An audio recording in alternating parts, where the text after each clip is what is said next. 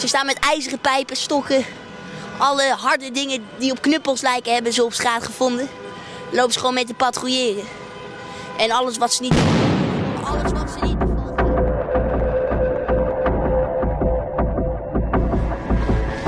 Oh, ze zijn palen uit de grond aan het jatten. Oh, wel. Kijk. Veel. Oh, ze jatten allemaal pallets uit elkaar. Ze lopen nu met... Amsterdam. Israel said that Israeli supporters were attacked in a very violent incident as they left the ground. Alleen ze trekken de stad in. En ze lijken niet bang. Oké, de ME komt er nu uit met schild en stok. Wat ze niet beseffen is, Tel Aviv heeft ook schild en stok. En geen schild, maar menselijk schild.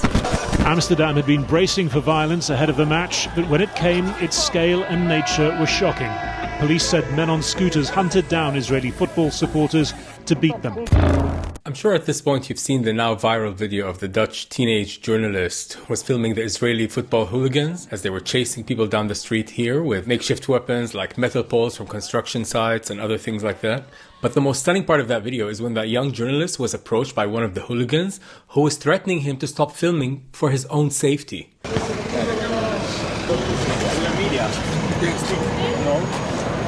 We're media, so... Okay. So stop. For your safety. Can you imagine the arrogance, the hubris, the nerve to go to a foreign country, commit crimes on the streets, then approach the people trying to document it and threaten them to stop filming? If there's anything that sums up the mentality of a Zionist, it's this. But they do this because they know they're being protected. Like you saw that article that came out in Jerusalem Post a few days before they arrived to Amsterdam.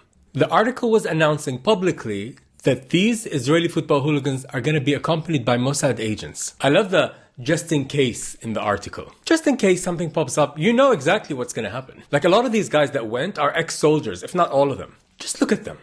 Just look at them. Black Friday? Bij Ben heb je altijd een goede deal. Bijvoorbeeld...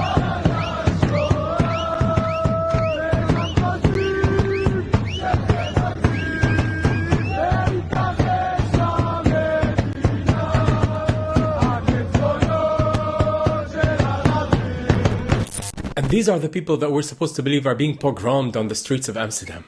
What a joke. But these thugs act like this not only because they know they are being protected by their own state, but they know fully well that their crimes are going to be covered up by the mainstream media and the political elite of other countries as well. Other Western countries. Like, did you see that press conference where the mayor of Amsterdam was fielding questions from reporters about what happened? Parroting Israeli talking points. And she was almost like it was orchestrated with all the media there. Like they were doing this dance back and forth where they were adding to this narrative that led to the fear that Israelis are living under. We were really afraid to even to come to the airport. We didn't use taxis. So we took a taxi, we went directly to the hotel. We didn't use taxis. We took a taxi. Like at some point, the mayor, she's talking about how horrified she is about the rise of anti-Semitism. And then the reporter gave her a follow-up point saying, oh, and Jewish people are afraid to leave their houses and wear any identifying garb. And she was like, oh, yeah, I heard about this. I heard. Oh my God, that's terrible. No one is fact-checking any of this. But there was a very telling moment in that press conference where one reporter actually dared to bring up, the other side. Like, do you think this is a reaction to some provocation by the Israeli football hooligans? What stunned me is the mayor, Femke, how she said that, oh, but this is usual. We have protests in every city, but violence is unacceptable. I have a question about the context, because this didn't happen out of the blue last night after the match. You already described there was a Palestinian flag burned, there was one taken off building. There were songs chanted by the Maccabi fans, also very much insulting to Arabic people. We are used in Amsterdam that there can be tensions. There are many demonstrations and protests. As if chants calling for the death of Arabs are protests.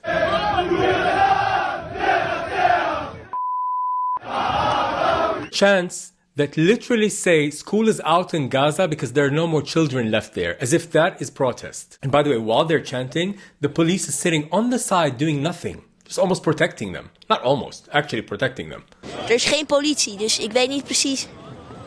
Het is nogal een heel gespannen sfeertje. Ja, en dat ook. Er is geen politie om niemand te beschermen. Gewoon niemand, één busje. And by the way, completely ignoring how this whole thing started with the taxi driver, the Moroccan taxi driver, being attacked by these hooligans, brutally assaulted. By the way, if you look up any video or any picture of him online, it's been removed. Magically disappeared. We just drove to a remote location in Amsterdam where we met with the anonymous cab driver that was attacked on Wednesday evening by a Maccabi hooligan. He has declined the opportunity to do a formal interview as he is afraid of Israeli reprisals. He has been receiving numerous death threats over the past few days, and the police has declined him an opportunity to file a formal complaint. And by the way, something also very interesting in the press conference, that whole thing with the taxi driver, when she opened the press conference, the mayor, Femke, she said that, we're very alarmed by these telegram groups of taxi drivers agreeing to gang up on the Israeli hooligans. And she knows very well when you say taxi driver in Amsterdam, what ethnicity that conjures up. Gisteravond laat, vannacht, dat is een razendsnel verbreiden via Telegram-groepen, oproepen om actief te worden in de stad. En ja, daar waren ook taxichauffeurs bij betrokken. As if these taxi drivers just are getting together to beat up Israelis. These taxi drivers are trying to protect the taxi driver who was assaulted by the Israeli hooligans. Again, no context, refusing to see any context. But what about the provocation that happened before? What do you think of that? There is no excuse for what happened last night.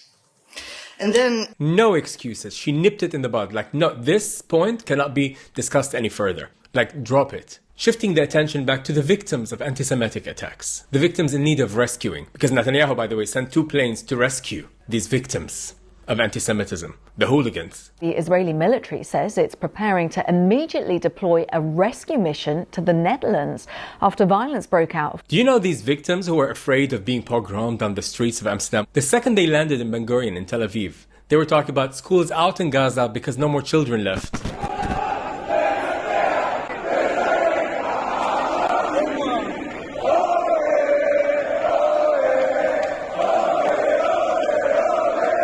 And then a few days later in Haifa or Jerusalem, somewhere, there was a match in Israel, basically, a football match where they were lighting the Palestinian and Dutch flag on fire, saying Gaza is a cemetery. I mean, what else is there to say about these people who keep telling you every day what they are with their actions? Every day they're showing you, and people are refusing to see. Well, not all people, the political elite and mainstream media, because people see. Also the shamelessness to bring up the Holocaust and the pogroms, which were horrible crimes. Like Anne Frank would be turning in her grave. Like, how dare you bring up real victims of suffering, comparing them to these football hooligans. We hide in the hotels. They jumped on us. They beat them. They do horrible things, really. Sure, Jan. But by the way, when you think about those aggressive, violent hooligans, which represent the Zionist mentality, since they're born, they're raised with the idea that everyone around the world wants to kill you. Imagine you're being told that ever since you're born. Sorry, we're going to put on the empathy hat for a second. Because really, like, what other choice do they have but to turn out this way? If you believe everywhere you go, people are trying to kill you, of course you're going to start attacking. Preemptively. We know many of them are soldiers or ex-soldiers in Gaza right now. I also tried to explain this to the police. I said, look, if somebody just came back from Gaza and just came back from killing a lot of people, you don't expect them to behave normally in your city. But what's interesting about Zionists specifically is not only do they attack, when they're confronted, they act like victims. We hide in the hotels until it was safe to go outside. It's almost like covert narcissists, because covert narcissists are very different than the grandiose narcissists who just own their shit. Now, covert narcissists will always act like victims. By the way, speaking of narcissists, there's a doctor here, Dr. Carter, on YouTube. He has a channel called Surviving Narcissism.